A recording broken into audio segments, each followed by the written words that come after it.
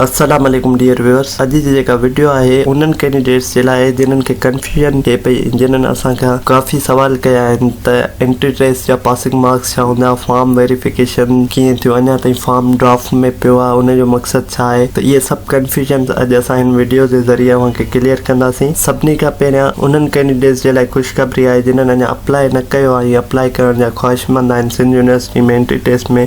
त सिंध यूनिवर्सिटी जेको आहे डेट एक्सटेंड करे छॾी आहे। उनजो नोटिफिकेशन मां तव्हांखे ॾेखारियां थो। हीअ नोटिफिकेशन आहे जेको सिंध यूनिवर्सिटी पारां कढियो वियो आहे। त सिंध यूनिवर्सिटी जी डेट जेका आहे 28/10/2021 ताईं एक्सटेंड थी चुकी आहे। उनजो सिंपल प्रोसेस इहो आहे त तव्हां पंहिंजो रजिस्ट्रेशन कंदव, रजिस्ट्रेशन खां पोइ तव्हां चालान पे कंदव, चालान पे करण खां तव्हांजे पर्सनल इंफॉर्मेशन ॾींदव, तव्हांजो अप्लाई थी वेंदो। त जेके ख़्वाहिशमंद आहिनि उहे ज़रूरु अप्लाई कनि सिंध यूनिवर्सिटी जी एंट्री टेस्ट जे लाइ। ॿियो जेको आहे मास्टर्स वारनि जी एंट्री टेस्ट न थींदी आहे ऐं मास्टर्स वारनि खे एंट्री टेस्ट जे लाइ टेंशन वठण जी ज़रूरत न आहे, छो जो उन्हनि जी एंट्री टेस्ट न थींदी। बाक़ी जेको आहे उन्हनि जो फॉर्म जो प्रोसेस आहे उहो फर्दर कीअं थींदो उहो मां तव्हांखे हींअर सम्झायां। बैचलर वारनि जे लाइ ऐं मास्टर्स वारनि जे लाइ फॉर्म जो फर्दर प्रोसेस कीअं थींदो उहो अचो त ॾिसूं था। सभिनी खां पहिरियां जेको तव्हां पंहिंजो अकाउंट क्रिएट कयो आहे उहो लॉगिन कंदा, पंहिंजो CNIC ऐं पासवर्ड हणी।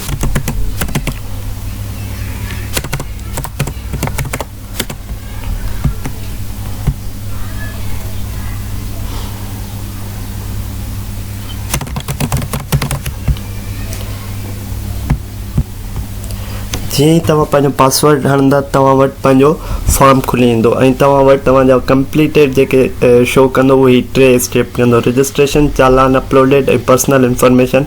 जिन्हनि चालान अपलोड करे छॾियो आहे, पंहिंजी पर्सनल इंफॉर्मेशन ॾेई छॾी आहे, उन्हनि खे ई शो कंदो। फॉर्म जो स्टेटस ड्राफ्ट शो कंदो। त इन में कंफ्यूज़ थियण जी ज़रूरत न आहे त फॉर्म जो स्टेटस ड्राफ्ट में आहे। इहो जॾहिं तव्हां 7 स्टेप कंप्लीट कंदो तॾहिं हिते फॉर्म जो स्टेटस ऑटोमेटिकली चेंज थी कंप्लीट थी वेंदो।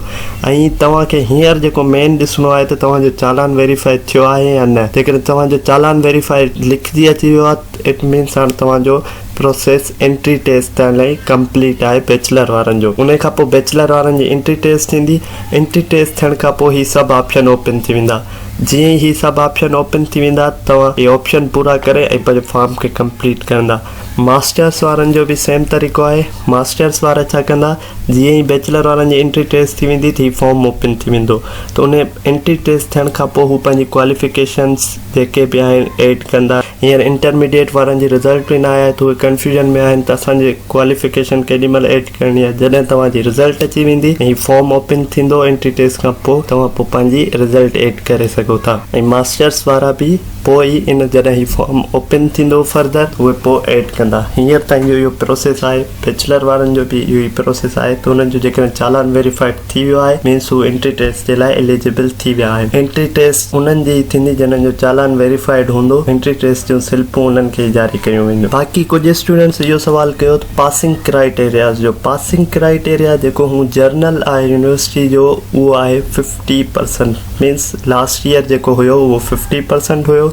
उन खां पोइ यूनिवर्सिटी खे इख्तियार हूंदो आहे त हू कुझु परसेंट घटि वधि कंदा आहिनि। पर जेको जनरल क्राइटेरिया आहे उहो आहे 50%। मीन्स तव्हांखे एंट्री टेस्ट पास करण जे लाइ घटि में घटि 50% मार्क्स खणणियूं आहिनि। उमेद आहे त तव्हांजो काफ़ी कंफ्यूजन हिन वीडियो जे ज़रिए क्लियर थी वियूं हूंदियूं। वधीक इन्हनि इंफॉर्मेटिव वीडियोज़ जे लाइ असांजे चैनल खे लाइक कयो ऐं सब्सक्राइब कयो। ऐं अगरि जेकॾहिं अहिड़ा ॿिया के सवाल आहिनि त तव्हां असांखे कमेंट सेक्शन में पुछी सघो था। अल्लाह हाफ़िज़।